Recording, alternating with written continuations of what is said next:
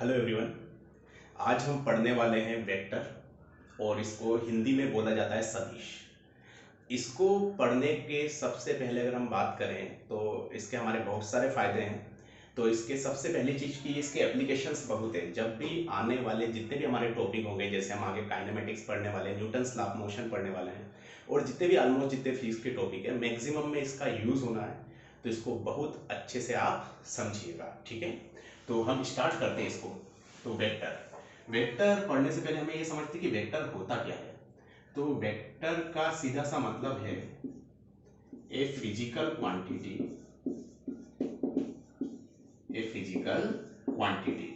Physical quantity तो है ही सही है, पर इसके पास दो चीजें यहाँ पे इंपॉर्टेंट है कि इसके पास एक वेल डिफाइंड मैग्नीट्यूड होता है, उसके साथ साथ इसके पास डायरेक्शन भी होती है। मतलब हर वो चीज जिसके पास वेल डिफाइंड मैग्नीट्यूड हो और डायरेक्शन हो तो उसी को हम बोलते हैं वेक्टर, ठीक है। अब आगे बढ़ते हैं हम लोग। तो एक्चुअल में वेक्टर पढ़ने से पहले हमने और कुछ चीजें भी समझना है इसमें कि होता है कि इसे हम किस तरह से रिप्रेजेंट करते हैं।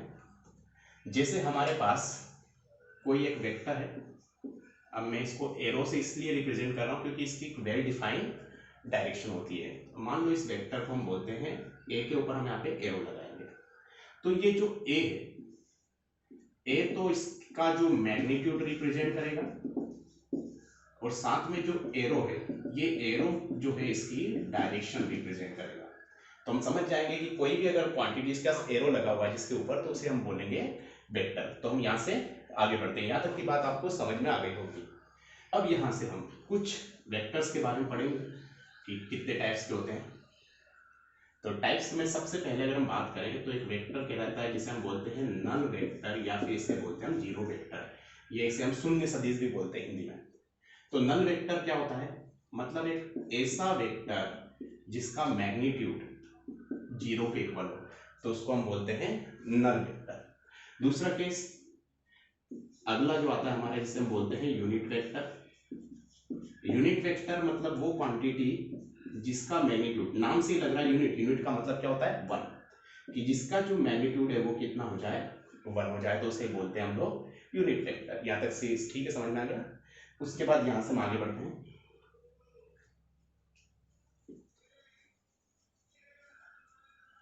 उसके बाद अगर हम बात करें यूनिट वेक्टर की, तो यूनिट वेक्टर एक काफी इंपॉर्टेंट पार्ट है। यूनिट वेक्टर को हम इस तरह से रिप्रेजेंट करेंगे, किसी के भी ऊपर केप लगा के। कोई वेक्टर इसके ऊपर केप लगा है तो उसी को हम बोलेंगे यूनिट वेक्टर। यूनिट वेक्टर निकालने के लिए हम पहले जो भी हमारा वेक्टर होता है उसमें उसी के मैग्नीट्यूड से डिवाइड कर देते हैं। Means vector divided by magnitude. जैसे हमने बोला कि भैया 5 मीटर इन नॉर्थ डायरेक्शन, ठीक है, 5 मीटर इन नॉर्थ डायरेक्शन। तो अगर मैं इसमें 5 से डिवाइड करूंगा तो 5 से 5 क्या हो जाएगा? कैंसिल। तो कितना आ जाएगा यहाँ से हमारा? 1 मीटर। कौन सी डायरेक्शन में? नॉर्थ डायरेक्शन में। तो हम यहाँ पे इसका मैग्नीट्यूड बताएंगे कि क्या हो गया 1, और डायरेक्शन क्या हो गई हमारी? नॉर्थ। यहाँ तक का सीन क्लियर है। अब यहाँ से हम आगे बढ़ते हैं। तो ये आप देख लीजिएगा, इसको समझ लीजिएगा अच्छे से, ठीक है। तो आगे बढ़ते हैं। अब यहाँ से और आगे हम जाएं तो यूनिट वेक्टर का भी हो गया हमारा, नल वेक्टर भी हमने पढ़ लिया। अब जैसे बात करें कि अगर दो वेक्टर्स आपस में पैरेलल है, जैसे हमने बात कर ली ए वेक्टर्स एंड बी वेक्टर्स की, तो पैरेलल वेक्टर्स का मतलब होता है कि इन दोनों के बीच का जो एंगल है वो लगभग क्या है? या तो जीरो है, ठीक है। और उसके बाद इनका मैग्नीट्यूड कुछ भी हो सकता है। जैसे ए चाहे तो नॉट इक्वल टू बी, ऐसा बोल सकते हैं हम लोग, लेकिन दोनों का जो डायरेक्शन है वो क्या होना चाहिए? हमारा सेम होना चाहिए। तो इसी को बोलेंगे हम यहाँ पे पैरेलल वेक्टर्स। पैरेलल वेक्टर्स के केस में इन दोनों के बीच का एंगल जो हो जाएगा वो कितना हो जाएगा भैया? Zero degree. यहाँ तक का सीन क्लियर है सभी को। अब यहाँ से थोड़ा सा और आगे बढ़े हम।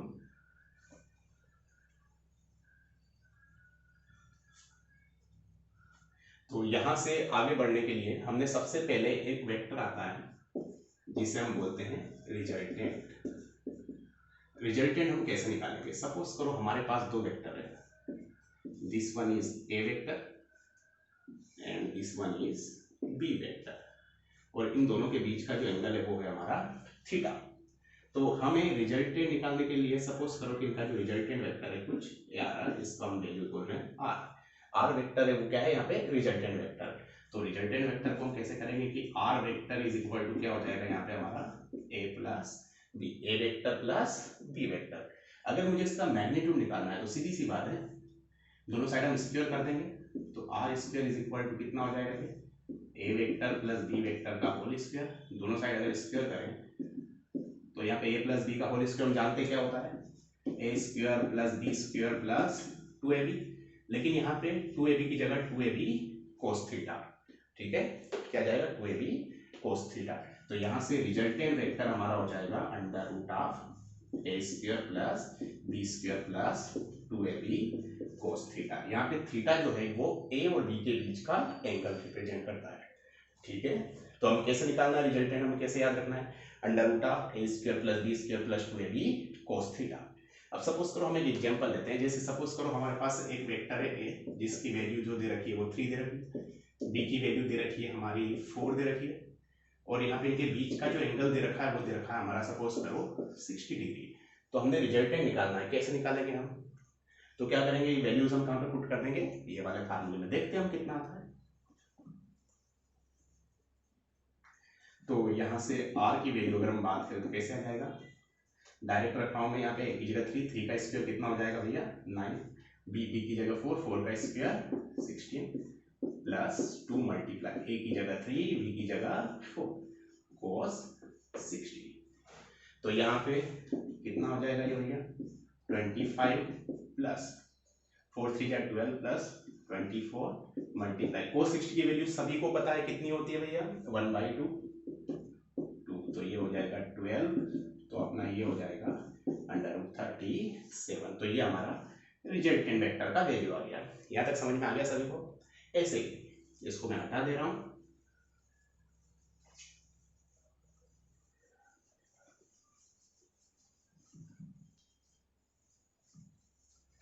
अब हम बात करते हैं दो वेक्टर्स के डिफरेंस की।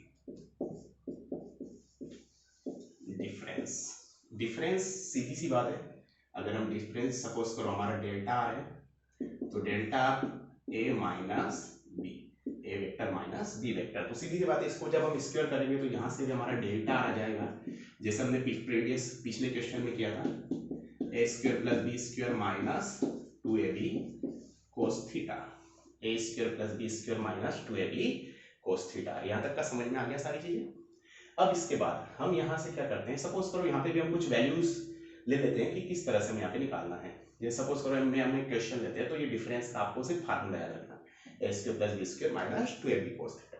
ऐसे रिजल्टेंट का क्या था, under root of A square plus B square plus 2ab cos theta. यहाँ तक का सीन क्लियर है सारे बच्चों। चलिए अब सपोज कीजिए मैं क्वेश्चन यहाँ पे लेता हूँ, सिर्फ डायग्राम से मैं समझाऊंगा आपको।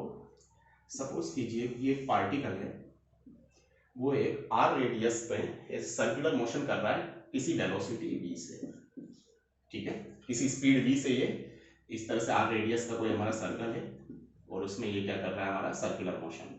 तो आपको ये निकालना है कि जब ये पार्टिकल इस पोजीशन से होके यहाँ पे आ जाए, इसकी स्पीड में कोई चेंज नहीं हो रहा है, सिर्फ क्या चेंज हो रही है यहाँ पे डायरेक्शन। तो डायरेक्शन यहाँ पे चेंज हो रही है, तो जब ये इस पॉइंट ए से पॉइंट बी पर आ जाए तो उस केस में हमें ये निकालना है कि इसकी चेंज इन वेलोसिटी कितना हो गया। देखो यहाँ पे बात होती है कि भैया कुछ लोगों को ये लगेगा कि 0। अब यहाँ पे एक्चुअली वेलोसिटी जो नाम की चीज है, जो क्वांटिटी है, उस केस में क्या होता है कि यहाँ पे डायरेक्शन चेंज हो रही है, और वेलोसिटी एक वेक्टर क्वांटिटी होती है, और वेक्टर क्वांटिटी होती है तो भैया डायरेक्शन चेंज हो रही है तो उसकी वैल्यू भी चेंज होगी, सीधी सी बात है। तो चलिए देखते हैं अपन कैसे निकालेंगे। अगर सबसे पहले तो इन एरो को एक जगह ले आते हैं, इसको यहाँ पे लाए, ये भी, इसको भी उठा के यहाँ पे ले आए, ये भी।